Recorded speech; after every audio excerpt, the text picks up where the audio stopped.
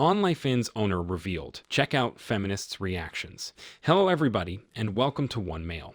In this video, we're going to look at the feminist reaction when they found out who owns OnlyFans. As you know, OnlyFans is a website where people can subscribe to their favorite sexy stars and get exclusive content they can't find anywhere else. Well, when the feminists found out who owns it, they were not happy. Let's take a look. But before we begin, make sure to like this video and subscribe to my channel for more videos like this in the future. Get me today's context about one woman on the feminist subreddit posting some very kind words about the owner of OnlyFans. I put the original Make Telcos right down the Reddit. It's in the description. Here's what some mysterious woman with her name blank has to say, and I quote, "Using OnlyFans makes it me alone, not richer. It's not supporting sex workers. If you want to help people in the industry, give them your money without asking for anything in return. You agitate for free services where they don't need to show ID.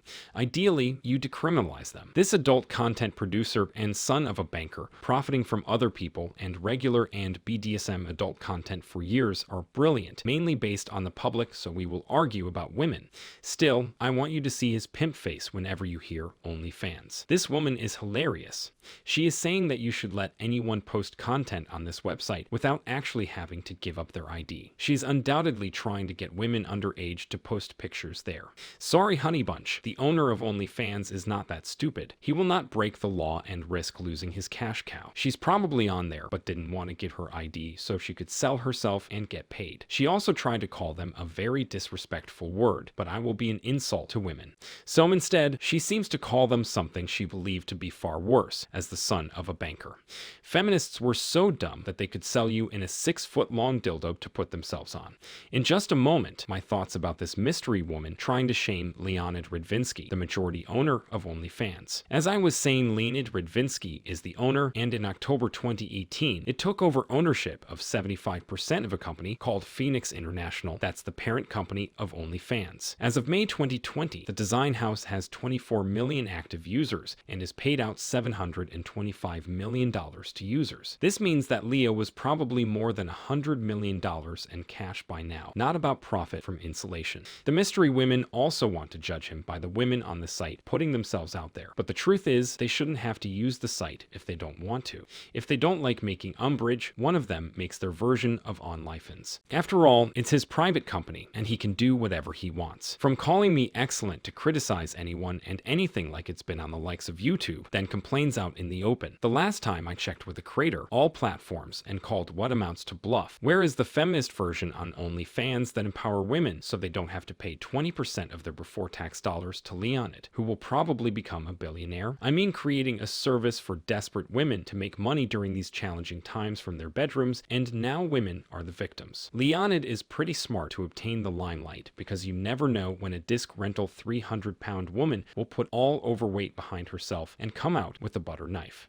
Technologies are women's Achilles heels. They use whatever they can to give themselves an advantage over men and gain resources, even if it's created by men they hate. This is why developing lover bots have to cater to them first, and by the time they figure out that they have been deceived, it's too late for those brats. Right now, most women think OnlyFans is excellent because they make money and don't think they have to report their income to the government. But it's only a matter of time before another thought hits that site. On the MGTOW Sovereign, one guy says that the situation reminds him of some of all the women in Hollywood that have slept with Harvey Weinstein to get to where they are today. One guy also said, apart from being a prostitute, is part of the charity now, and promote free services not requiring ID. This person is delusional. The headline of a story published by The Mirror states, "Mom who lost a job in lockdown is poised to become an OnlyFans billionaire in just 1 year." The article itself is about OnlyFans. And in only 24 hours, starlet Bella Thorne made $1 million using the OnlyFans platform. It's hard to deny the allure of the possibility of making a lot of money by following in their footsteps and publishing images of oneself in a semi-naked state on the internet. The website enables content creators by providing them with a venue to publish sexually suggestive photographs and videos, which do not necessarily have to be explicit for the viewing pleasure of their paying users. It claims to have over 120 million users and will supposedly have distributed over $2 billion in payments to its content creators by the end of 2020. During the height of the pandemic, the popularity of the social media apps skyrocketed, driving up demand and supply. Demand, on the other hand, is a result that many adult men unexpectedly found themselves with a additional leisure to consume pornographic content. On the other hand, supply was an issue because many women lost their jobs and had trouble making ends meet. They were likely attracted to OnlyFans because there are several accounts on the site of women who, similar to the Mirror's lead's mom, have earned enormous sums of money with seemingly little effort. If you can scam men out of their money by sending them images of your feet, there is no reason why you shouldn't do it. OnlyFans is, in at least one regard, superior to other conventional types of explicit work. This is incontestable. The platform was designed to provide the person who created the material power. In contrast to the prostitution and pornographic industries, business people and pimps grab the lion's share of the earnings, and all of the revenues from their work are distributed equally among the women who publish content. Furthermore, OnlyFans allows users to choose the conditions under which their material is displayed. They can choose who may view their images and videos and who cannot, which makes it much simpler for them to prevent being harassed or abused. Because there is no physical interaction between content creators and customers on OnlyFans, there is no risk of sexual harassment or transmission of sexually transmitted diseases, STDs, to the content creators. In addition, the ever-increasing popularity of the platform helps reduce the stigma associated with sex work, which in turn helps maintain the dignity of the women participating in it. This is why media publications such as the New York Times have hailed OnlyFans for empowerment. The platform promotes the transfer of power from men to women by providing women with the tools to make money at the expense of males. Hence, it has been praised for its ability to empower women. On the other hand, this is not entirely accurate. The increasing popularity of OnlyFans, while good for the people who make content for the website, has negative repercussions for all women. When women contribute content to the platform, the commercialization of this activity rests on the commodification of the female body. The female body is treated as a commodity, either as a product or as a service, and it is up for sale. However, people's bodies and sexual capabilities are essential to their identities. This means that your sexuality and body make up a substantial part of who you are, a portion that is very personal and highly exposed. For this reason, Carol Pateman, a political theorist, is quoted as saying that a woman who sells her body is essentially selling herself. This is significant on a societal level because the practice of sex work has traditionally been oriented solely toward the gratification of men,